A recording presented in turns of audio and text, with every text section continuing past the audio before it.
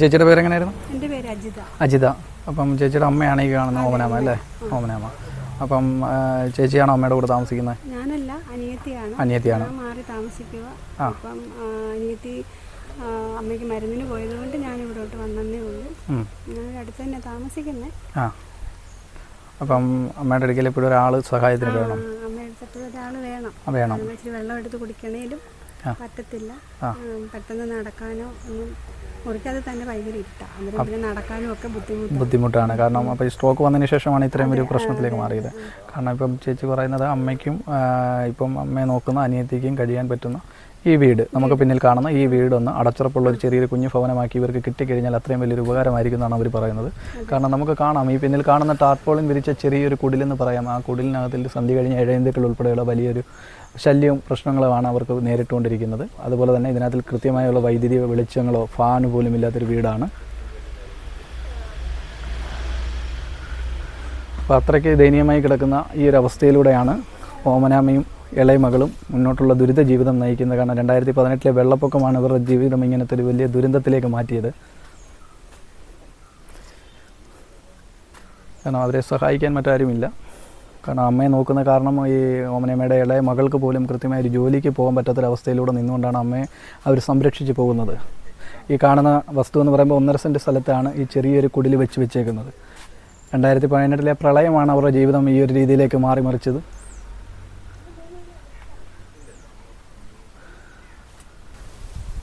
ചേച്ചിക്കുള്ള ഇനിയൊരു പ്രതീക്ഷ എന്താണ് മുന്നോട്ട്? എൻ്റെ പ്രതീക്ഷ എൻ്റെ അമ്മയ്ക്കും അനിയത്തിക്കും കിടക്കാൻ നല്ലൊരു വീട്, ഒരു കുഞ്ഞു വീട്, അത്രേ ഉള്ളൂ. വലുതൊന്നും വേണ്ട, ചെറിയൊരു വീട്, അത്രേ ഉള്ളൂ. ഒരു എന്തുവാ ലൈറ്റ് വെട്ടമൊക്കെ ഉള്ള ഒരു വീട് വേണമെന്ന് ആണ് അമ്മയ്ക്ക് സ്വസ്ഥമായിരുന്ന കാറ്റ് കൊള്ളാണ്. കാരണം ഇതിനകത്ത് ഫാൻ പോലും ഉള്ള സൗകര്യമില്ല. വേണ്ടത് വയ്യോളം ഇങ്ങനെ വെളിയിലൊക്കെ ഇരുന്നാണ് കാറ്റൊക്കെ കൊള്ളുന്നത്. പിന്നെ രാത്രിയിൽ കിടന്നുറങ്ങുന്നത് ബുദ്ധിമുട്ടാണ്. അത് നമുക്കറിയാം. കാരണം ഇതിൻ്റെ തൊട്ടപ്പുറത്താണ് പമ്പയാറ്. കാരണം ഒരു 20 മീറ്റർ പോലും ഇല്ല. അപ്പോൾ അവിടെ നിന്ന് ഇഴയന്തുക്കളുടെ ശല്യങ്ങൾ പോലും ഈ ചെറിയൊരു കുടിലായതുകൊണ്ട് നമുക്കറിയാം. താഴെയെല്ലാം നല്ല എയർ ഹോളും കാര്യങ്ങളും കിടക്കുകയാണ്. അത്രകളും വല്ലാത്തൊരു കുടിലാണ്.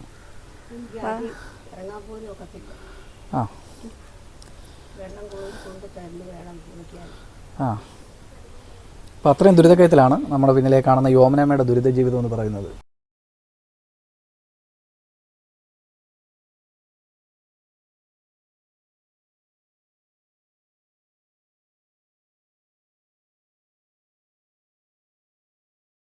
അപ്പോൾ ഇത് കാണുന്ന പ്രേക്ഷകരോട് ചേച്ചിക്ക് എന്താ പറയാനുള്ളത്?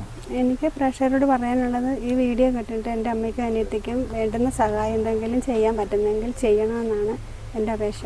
അതെ, പ്രിയപ്പെട്ട പ്രേക്ഷകരെ, ഇവർക്കുള്ളൊരു ഏറ്റവും വലിയൊരു ആഗ്രഹം എന്ന് പറയുന്നത് കാരണം കയറി കിടക്കാൻ അടച്ചുറപ്പുള്ള ഒരു കുഞ്ഞു വീടാണ് അവരുടെ ലക്ഷ്യം. കാരണം ഇത്രയും വൃദ്ധമാതാവായ ആ ഓമനമ്മയ്ക്കും അദ്ദേഹത്തിൻ്റെ അനിയത്തിക്കും കാരണം കയറി കിടക്കാൻ ഒരിടം പോലുമില്ല. അപ്പോൾ നിങ്ങളെ കഴിയുന്ന ചെറിയ സഹായങ്ങൾ അവർക്ക് ചെയ്തു കൊടുക്കുന്ന ഏറ്റവും വലിയൊരു സഹായമായിട്ട് അവർ കാണുന്നതായിരിക്കും. അപ്പം നിങ്ങൾ കാണുന്ന ഓരോ പ്രേക്ഷകരും അകമഴിഞ്ഞ് സഹായിക്കുമെന്ന് വളരെ പ്രതീക്ഷയോടുകൂടി നിർത്തുന്നു. നന്ദി, നമസ്കാരം.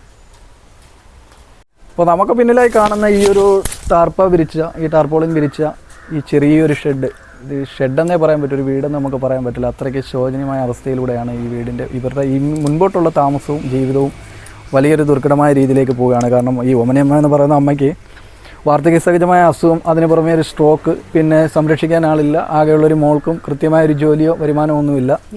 ദയനീയമായ അവസ്ഥയിലൂടെ മുന്നോട്ട് പോകുന്ന ഒരു വീടിനകമാണ്.